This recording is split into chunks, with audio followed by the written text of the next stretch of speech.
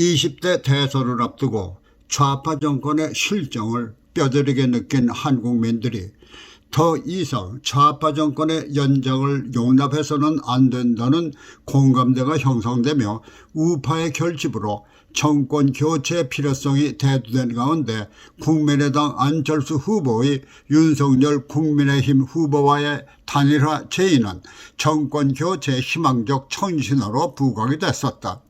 그것은 지난 2011년 서울시장 보궐선거와 18대 대통령 선거 등 두 개 선거에 출마했던 안철수가 박원순과 문재인에게 특별한 조건 없이 양보할 때만 해도 그의 정치적인 순수성에 의문을 갖지 않았던 국민들이 이번에도 안철수 후보가 제의한 단일화를 통해서 정권 교체가 이루어질 것을 기대한 것이기 때문이다.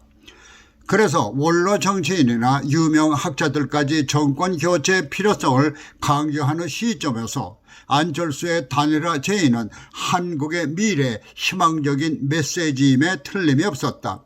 그러나 20대 대선에서의 안철수의 행태는 지난 2011년 서울시장 보궐선거와 18대 대통령 선거에서 박원순과 문재인에게 각각 보여준 거의 조건 없는 양보로 좌파가 승리하는 초석을 놓아준 것과는 너무나 다른 것이어서 과연 안철수 후보가 국민적 여망인 정권 교체를 위한 것이었는지 아니면 좌파 정권의 연장을 돕기 위한 의도였는지에 대한 의구심을 불러일으키고 있는 것이다.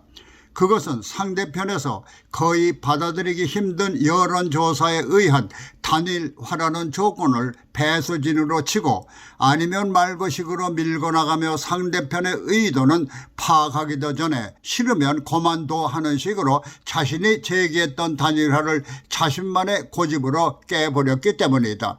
여기서 공교롭게도 지난번 두 번의 맥없이 넘어진 후보 양보가 모두 좌파 진영의 후보였다는 데서 좌파 후보에게 보여준 맥없는 양보와는 달리 이번 우파와의 단일화에서는 무슨 자신에서인지 배수준을 치고 고개를 바짝 쳐들며 단일화에 임하는 태도에서 의구심을 드러내는 것이다.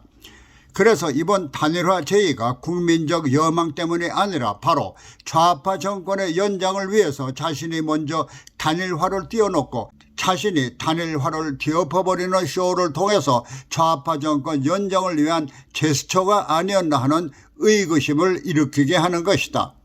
그래서 이와 같은 의구심은 좌파 정권의 연장을 위해 이재명과의 미략설로 연결되고 있는데 이를 위해서 청와대와 민주당, 국정원이 같이 움직인다는 것이며 그 가교 역할을 2017년 대선에서 민주당의 문재인이 당선되도록 홍준표와의 단일화를 끝까지 반대했던 좌편향적인 안철수 후보 부인 김미경이 하고 있다는 것과 함께 이번에는 우파와의 단일화를 불발시켜 안철수 후보의 완주를 통해서 윤석열의 낙선을 유도하고 좌파의 승리를 가져옴으로써 이에 대한 대가로 좌파 정권의 총리 내지는 차기 대통령 지명을 약속받는 합의에 도달했다는 것이다.